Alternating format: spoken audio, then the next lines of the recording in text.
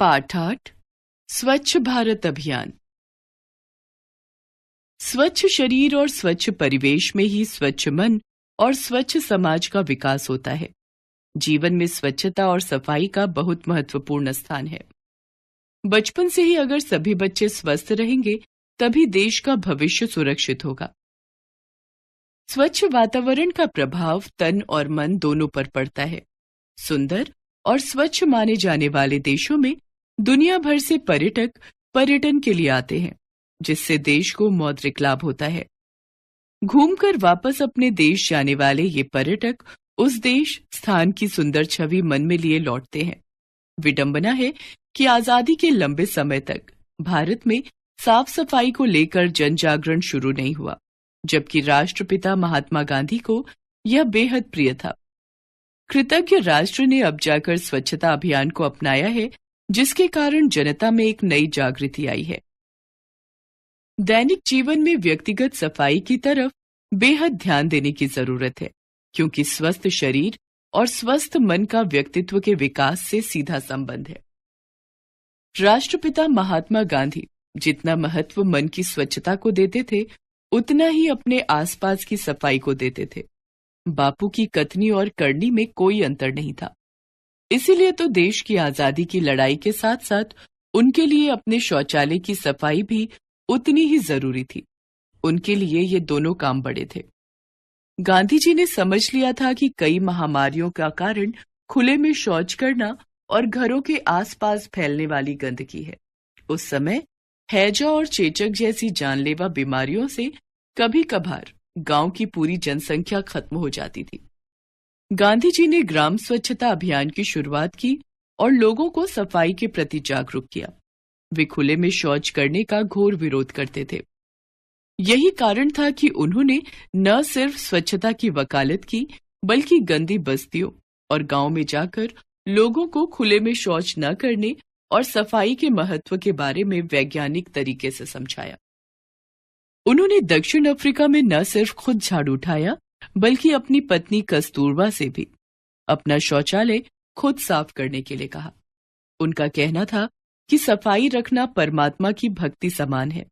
उन्होंने स्वयं और अपने परिवार से सफाई की शुरुआत कर एक व्यक्तिगत उदाहरण प्रस्तुत किया। अगर हमें अपने समाज और देश को आगे ले जाना है, तो हमें इसे स्वच्छ और सुंदर बनाना ही होगा। इस समय देश में स्वच्छता के प्रति एक नई चेतना, नए उल्लास का वातावरण बना है।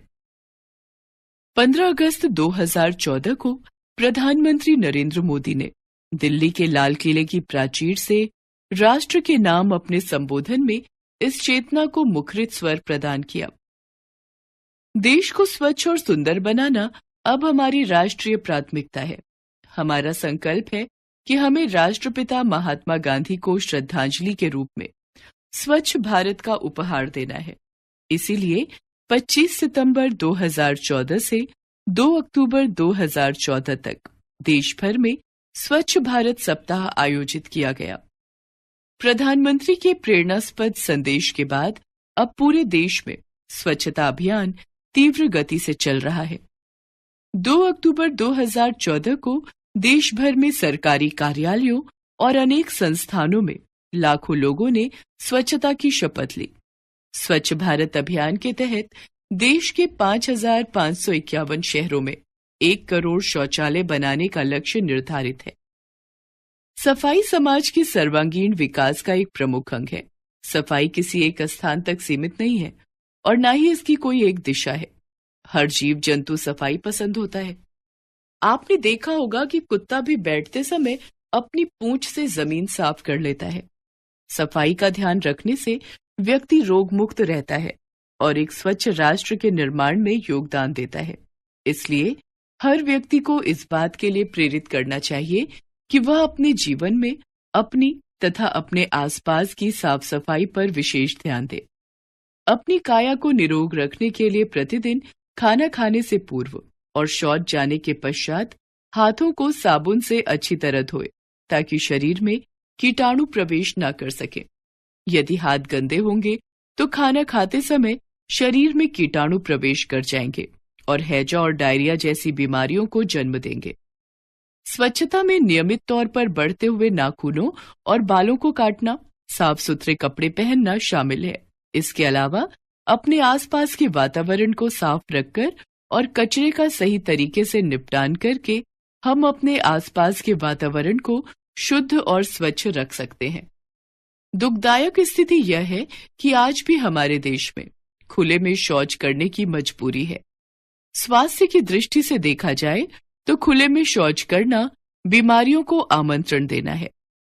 साफ पानी उपलब्ध नहीं होने, खुले में शौच और सफाई के अभाव के कारण डायरिया, निमोनिया, हैजा, डेंगू, मलेरिया और चिकनगुनिया जैसी बीमारियां आज भी खत्म होने का नाम नहीं ले रही हैं, जिससे अनेक लोगों को अपनी जान से हाथ धोना पड़ता है।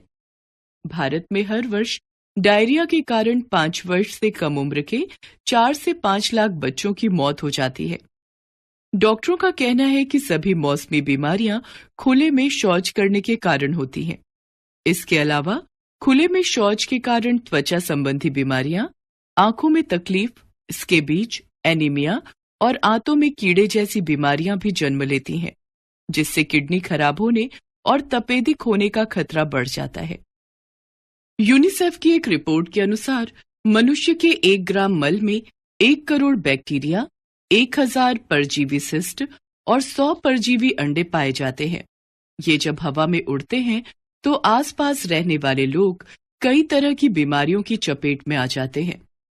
खुले में शौच करने से अनेक माध्यमों से वही मल हमारे घरों और खाने पीने की वस्तुओं तक पहुंच जाता है। वायरस फैलाने का सबसे बड़ा माध्यम मक्खी है, जो मल पर बैठती है और फिर घरों तक पहुंचकर खाने पीने की चीजों पर बैठ जाती है। इससे हैजा, टाइफाइड और डायरिया जैसी बीमारियां फैलती हैं। वैज्ञानिकों के अनुसार एक मक्खी एक दिन में कम से कम 3 किलोमीटर तक उड़ती है। उसके पैरों और पंखों में मल चिपका रहता है, जो खाने पीने की चीजों में घुल जाता है और वो खाने के साथ हमारे पेट में चला जाता है। इसके अलावा यदि कोई बहते हुए पानी के किनारे खुले में शौच कर रहा है तो वह पानी के साथ बह जाता है। हो सकता है कि आगे कोई स्नान करने के लिए या कुल्ला करने के लिए उस जल का उपयोग करे। इससे गंदगी उसके पेट में पहुंच जाएगी। खुले में किया गया शौच मिट्टी में मिल जाता है, जिससे वहां उगाई गई सब्जियां भी बीमारियों का सबब बन सकती हैं। साथ ही पालतू जानवर जैसे गाय, भैंस, कुत्ता, बिल्ली, गाड़ियों के पहिए, जूते, चप्पल भी खुले में किए गए शौच को घरों तक पहुंचाने का जरिया बनते हैं। व्यक्तिगत सफाई के साथ साथ सामाजिक सफाई भी उतनी ही आवश्यक है। सामाजिक सफाई से आशय अपने घर का कूड़ा कचरा दूसरे के घर के सामने या रास्ते में नहीं डालने से है। हम खुले में पेशाब न करें और जगह जगह नहीं थूकें।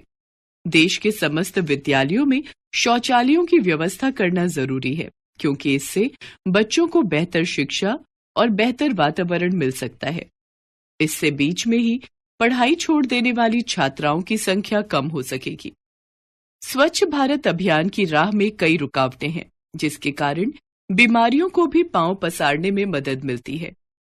ये है गंदा पानी पीना, मानव अपशिष्ट का सही तरीके से निपटान नहीं करना, व्यक्तिगत सफाई और खाने पीने की चीजों की स्वच्छता पर ठीक से ध्यान नहीं देना, ठोस और तरल कचरे का ठीक से निपटारा नहीं करना, सफाई के अभाव में शिशु मृत्यु दर और कुपोषण पीड़ित बच्चों की संख्या बहुत अधिक है। यदि साफ सफाई का पूरा ध्यान रखा जाए तो हम न केवल अपने आसपास के वातावरण को बेहतर बना सकते हैं, बल्कि बीमारियों से भी बच सकते हैं। राष्ट्रीय स्वच्छता अभियान के तहत वर्ष 2019 तक देश के हर घर में शौचालय बनाने का लक्ष्य निर्धारित है। वर्ष 2016 के बजट में स्वच्छ भारत अभियान के लिए 11,300 करोड़ रुपए का आवंटन किया गया है। इसमें गांवों के लिए 9,000 करोड़ और शहरी क्षेत्रों के लिए 2,300 करोड़ रुपए का आवंटन हुआ है। खुले में शौच मुक्त होने वाले गांवों को इनाम देने के लिए केंद्र प्रायोजित योजना के तहत प्राथमिक आधार पर आवंटन का प्रावधान है। 2019 महात्मा गांधी की 150वीं जयंती का वर्ष है। हमारा राष्ट्रीय संकल्प है कि हम 2019 तक पूरे देश को स्वच्छ और सुंदर बना सके। गांधी जी का सपना तभी साकार होगा कृतज्ञ राष्ट्र की यही बापू को सच्ची श्रद्धांजलि होगी।